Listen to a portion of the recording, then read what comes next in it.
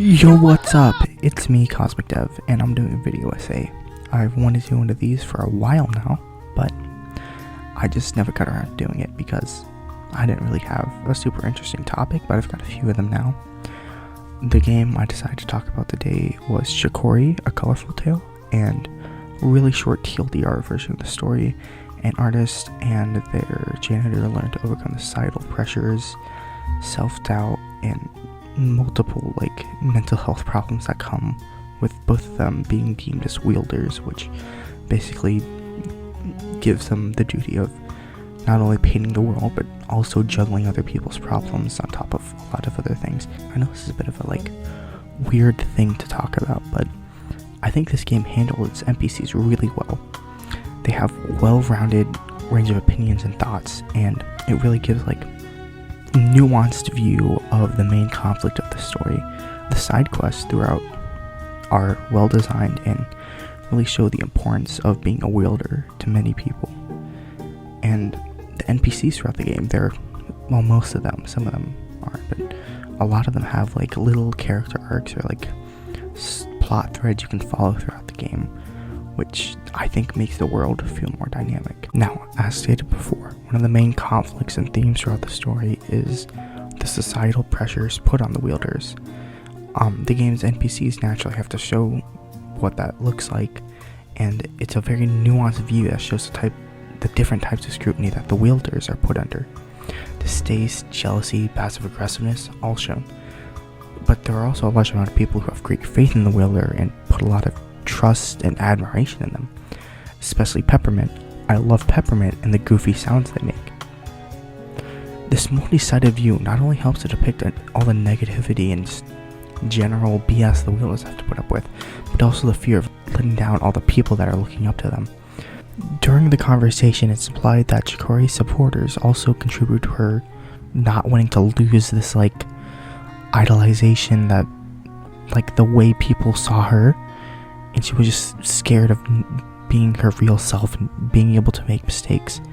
By showing how so many people can look up to the wielder and think they're this perfect person throughout the game, it really emphasizes how heavy of a burden it is for a wielder to uphold that image, on top of all the negativity and constant criticism that ends up causing a whole host of other issues.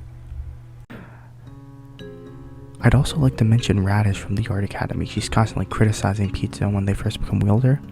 It's quite obvious that she's projecting. This is a great way of also showing how the idolization of the wielder also affects the mental health of the denizens of Picnic Province. In conclusion for this segment, many of the NPCs are used to further the player's perspective on what the wielders have to put up with, and how it's affecting many of people who look up to the wielder and are put against these impossible standards to meet. The next topic I'd like to discuss are the side quests assigned here by the townsfolk. Now, there are a lot of side quests in the game, but from a game design standpoint, they don't really bog down the pace of the game. They're usually on the screen that you get them, or it's something you do over the course of the game, like finding lost kids. It's usually something that's non-intrusive and adds to the story. And how it adds to the story would be just showing the general atmosphere of how overwhelmed the wielder is, all the random side quests and how entitled people feel to this, especially that stupid postmaster.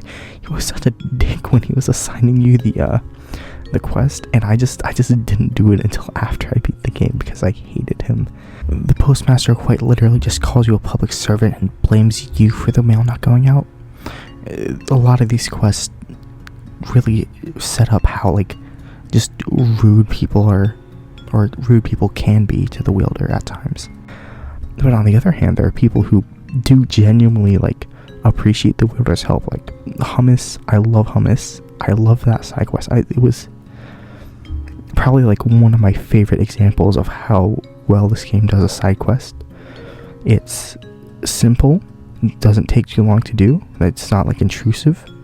It's actually fun to do because, the painting mechanics in this game are fun, and you can just put down stuff and make a little garden, and the payoff for doing it is just so well done. And there's also Pepper and Beans, who give you miscellaneous items that you can place around, And still, even when the wheelers are treated well, they're still obligated to do these things. And as Chicory states in Spoon's Island, I think it was Spoon's Island, it's not something everyone can deal with. The side quests are an incredible way of helping the player understand how overwhelming it can be to be a wielder. Now, aside from the overarching side quests throughout the game, a lot of the NPCs have a clear character arc or small little stories scattered throughout the game, and it really makes you feel like your own growth throughout the game is affecting others.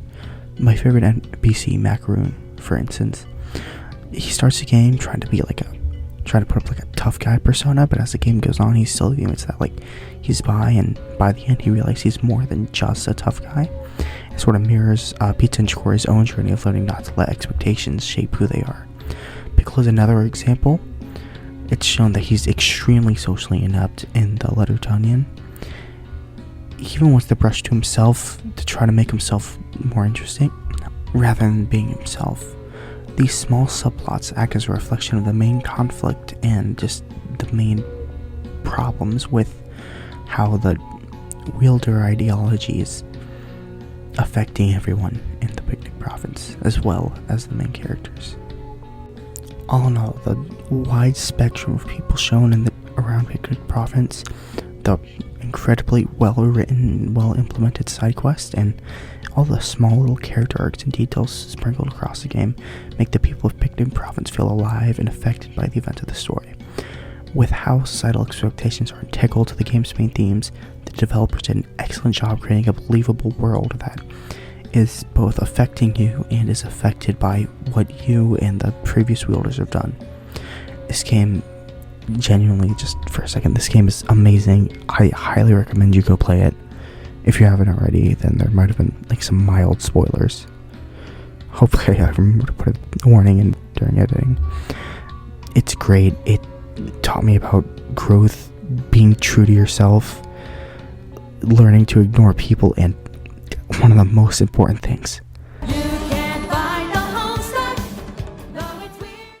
Hey, I'm sorry if that ending was really stupid. I just really felt compelled to put a Homestuck reference in here. I hope this video was alright. I mean, it's probably not going to be that good. I don't think my speech is that good. I'm not that good at talking. And this is the only time I haven't written an essay that was for school, so I kind of followed the same formula there. So, yeah, hopefully, if you have any, like, feedback, you know anything about essay writing on, like, a professional level, not professionally, if you can give me any feedback, I'd love to hear it. I'd love to get better at analyzing, like, the stories of games and stuff I like, because I feel like getting better at analyzing that would help me learn how to make better stories and just make better stuff in general. So yeah, thanks for watching. Holy shit, is that John Egbert?